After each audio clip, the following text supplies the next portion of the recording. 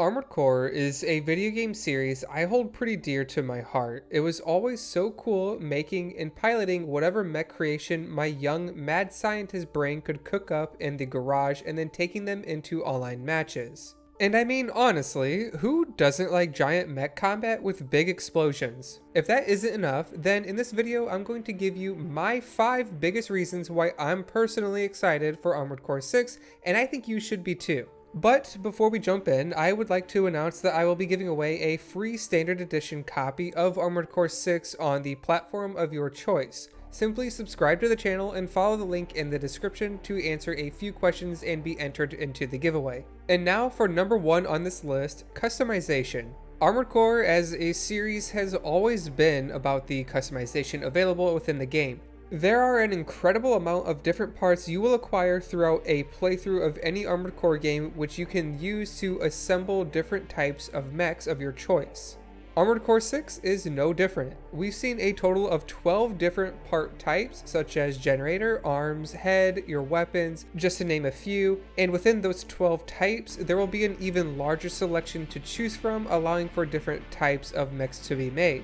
Just as a few examples of mech types you could make, you can maybe focus on a lightweight, fast mech that utilizes its mobility to dance around and shred through enemies, or maybe you're the type of player that just likes heavy artillery and big explosions. In that case, you can make a tank mech, which allows you to carry the heaviest, most explosive weapons. Let me know what type of player you guys are in the comments, because I personally am a little bit more leaning towards the lightweight mechs and something that's a little bit more mobile. I've never really been a huge fan of tank treads, but I'm just curious to know what kind of mech you guys plan on making first.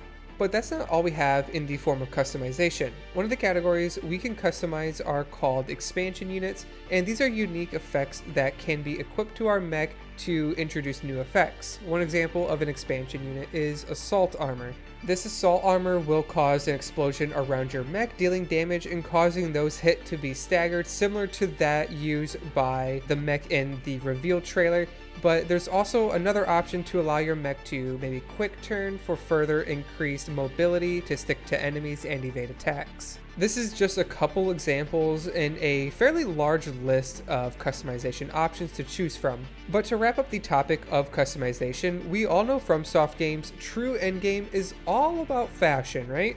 Armored Core is actually not really that different. With all the options you'll have, you can paint your mech, you can apply decals, and just in general, the coloring, the fashion aspect of Armored Core is very robust. There's also a custom emblem creator where you can make your own emblem from scratch, and then you can take that custom made emblem and stick it on your mech for that true trademark signature kind of feel. So we talked about the customization and building our own mech, but in this next section, we're going to talk about the dynamic combat, or how it actually feels to pilot that mech. The combat in Armored Core 6 got a new coat of paint on some of the combat mechanics, which creates a pretty fast-paced, aggressive playstyle. The stagger system is something that was in previous entries, but it's been revamped to use the Sekiro posture system, which encourages you to try always being on the offensive, landing attacks. This is because when you stagger an enemy, they become stunned briefly, and any attacks taken in this state deal increased damage. There are even attacks that can extend this staggered state, which can really ramp up the damage you deal. But if you aren't constantly hitting your enemy, the stagger bar drops pretty quickly, meaning you might miss a window for big damage. The melee in Armored Core 6 has also been revamped a little bit. Armored Core is a shooter-first game at its core, but FromSoft is introducing a little bit more focus on melee combat. With the introduction of the stagger system, you can stagger enemies from afar with missile barrages or rifle fire, and with the new assault boost, you can quickly transition from range combat to melee combat and continue the fight in melee range. The melee weapons you can equip are reserved only to the left side of your body, so you can only equip it on your left arm or your left back. But the melee weapons have a lot more personality in this version of Armored Core than previous entries. We no longer only have laser blades and pile bunker, but now we have explosive throwers to spread grenades in an arc in front of you, and we also have a new chainsaw, which just sounds so gruesome and amazing. To further expand a little more on when I say melee weapons have more personality, they have an attack that is called charge attacks. These charge attacks change the properties of the attack to allow players to perform a different attack appropriate to the situation. In the case of the explosive thrower, when you're normally attacking, you will throw bombs in a horizontal pattern, but when you're charge attacking, it will throw the bombs in a vertical pattern instead, which could be useful for tight spaces. Melee weapons aren't the only weapons to have these charge attacks. It seems like many of the energy-based weapons in Armored Core 6 will have the option to charge attack, which changes the property of those attacks. For example, you could have an energy shotgun that when normally fired, it fires in a scattered pattern, but when it's charged, it changes to an energy explosion, so it acts more like an energy RPG. These different types of attacks really makes the combat feel dynamic and like the players have a lot more choice. Next up, I want to talk about the thing FromSoft is very well known for, their difficulty and a challenging gameplay experience. If you've played any game from FromSoft's catalog, you know the game will contain a series of challenges that force a player to observe, learn, and adjust to many different scenarios. Some of these scenarios include boss attack patterns to understand when it's safe to go on the offensive. Armored Core 6 will have that same style of play where you have to figure out the different tells a boss has before they perform a powerful attack.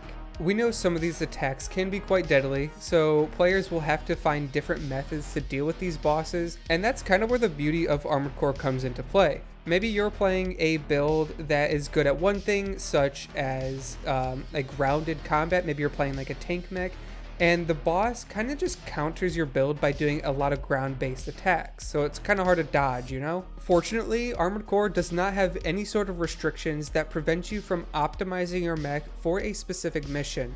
You could change your mech for every single mission that you go on, and there's no cost associated with that other than just buying the parts necessary for that build. And in fact, it's actually kind of encouraged that you try different mech builds for different missions. And overall, just what's amazing about Armored Core's difficulty is that it's hard but fair. For number 4 on this list, I have the story of Armored Core. In the past, when I was much younger, the story of Armored Core is something I never really paid much attention to because I was just more interested in making cool robots with big explosions. I also just didn't understand some of the undertones the story had, so it was just lost on me as a kid. Now that I'm much older, I understand how messed up some of the Armored Core stories actually are. The story of Armored Core 6 doesn't seem like it's going to be straying too far from the themes of previous entries. However, there seems to be the foundation for some interesting twists and great storytelling.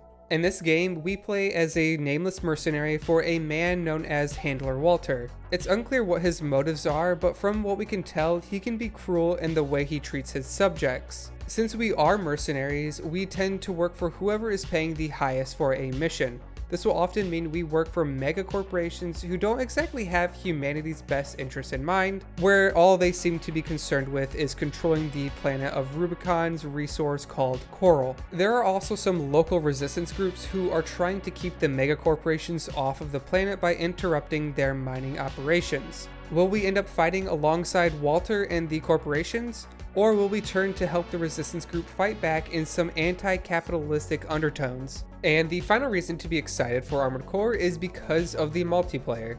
The PvP in Armored Core has always been a big draw for me personally. The game has a high skill ceiling thanks to the importance of positioning and movement to avoid the inevitable barrage of attacks. Plus, with the introduction of the stagger system, we are now encouraged even further to master this movement or else risk getting staggered into massive damage. But the skill ceiling isn't the main draw for Armored Core's multiplayer. The biggest appeal is actually the freedom of expression and the speed of the game. Because of all the options for customization, there will be a lot of builds that surface which should serve different functions. This will make it difficult for a singular meta build to surface. That's not to say certain weapons and playstyles won't be stronger, but rather with the volume of builds available, there's bound to be counters. As for Armored Core 6's speed, it's slower than 4th gen by quite a bit, but faster than the heavier ground-focused playstyle in Armored Core 5. At this point, we've seen 2 confirmed game modes. There's a 1v1 and a 3v3. The 1v1 is just as it sounds. It's a duel between 2 players where the last one standing wins. The 3v3 system, on the other hand, is similar to Elden Ring's Arena, which is a point-based system. This means 2 teams of 3 players will enter the match and try to destroy the opposing teams to gain points. Because this is a point-based system, dying does not mean that you're out of the match. Instead, you respawn after a brief period with full ammo and health. I'm particularly interested in the 3v3 because of how different builds can serve different functions for a team. For example, you can have a tanky mech that primarily plays a disruption role and damage absorption role by getting in front of the team's face and being just a general nuisance. You can also have a long-range missile mech that plays at a distance, which supports the team by causing massive stagger damage, and it also helps